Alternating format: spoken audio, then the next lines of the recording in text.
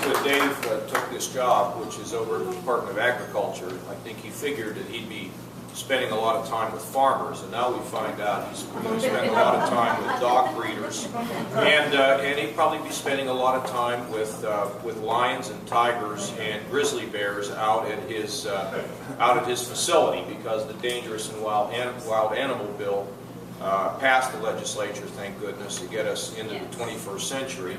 And Dave is now in charge of making sure that we know who holds those animals, where they are, and also he will have a facility that will house some of the animals that people cannot manage. So he's got a big job ahead of him. Kelly, come on up and say something about your organization, okay?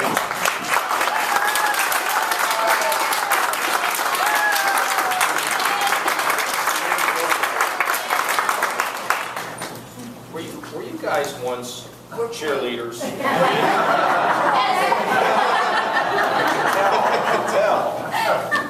Thank you, Governor Kasich. It is my honor to stand with you today to celebrate a 7-year journey to protect Ohio's dogs. We live in such a caring and proud state. We all know if you wear a Buckeye shirt anywhere in the country, you are sure to make friends during your travels. But the one thing Ohio was not doing well was protecting man's best friend. Ohio has suffered a black eye because of the puppy mills you see. You've seen the graphic video and the news stories from all over the state of dogs living in conditions that make your heart heavy with sadness and pound with anger that this is happening on our watch.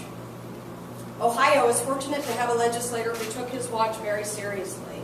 Senator Hughes is not only a champion for the dogs, but a champion with endurance. We trudged through 3 general sessions to pass the puppy mill bill. His commitment to the dogs was steadfast in the face of colossal opposition. Who would have thought speaking up for man's best friend would have brought about such controversy and debate? I am humbled to be part of an even more colossal force than the opposition was. The people you see here today are all part of that team, and there are a few I want to recognize. The few I want to recognize each had a professional gift to lend, and more importantly, a heart with compassion that is immeasurable to see this effort to fruition. I think everybody in the world knows Penny Tips.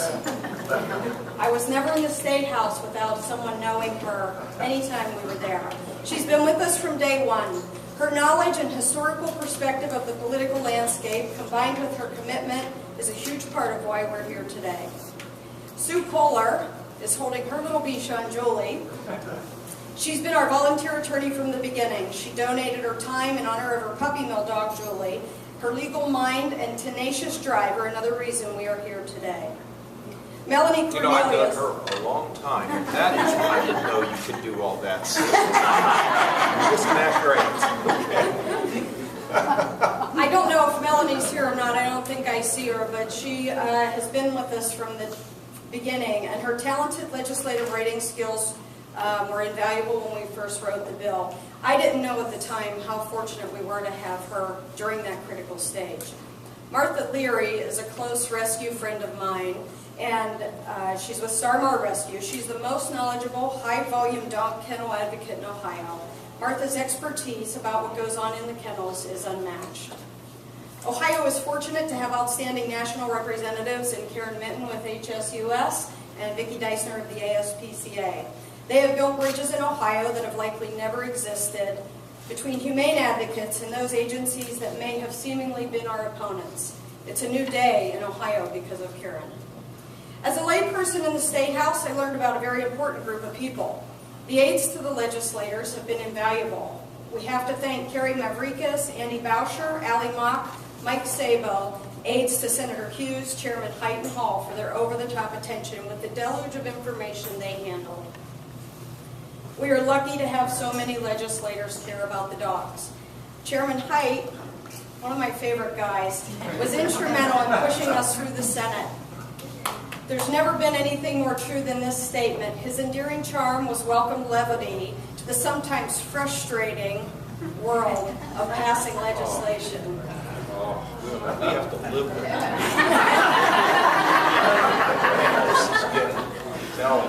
Chairman Hall deserves our praise as well. I don't think he's here. He was in a difficult position, juggling so many interested parties.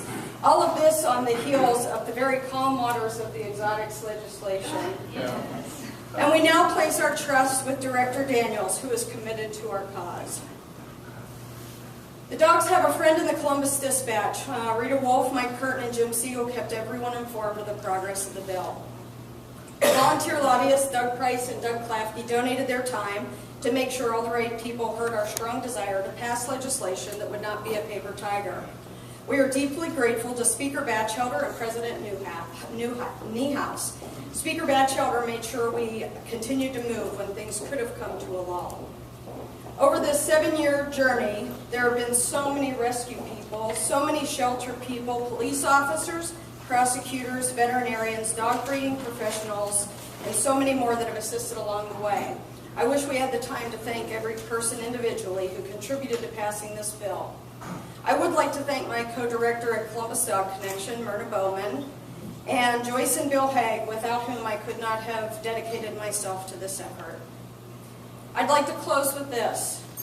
The black eye in Ohio is starting to heal thanks to Governor Kasich. We cannot thank him enough for his border collie-like attention to the importance of this language. His concern was obvious, and the dogs in Ohio will have better lives because Governor Kasich cared. Thank you for being here to celebrate the best day for dogs in Ohio history.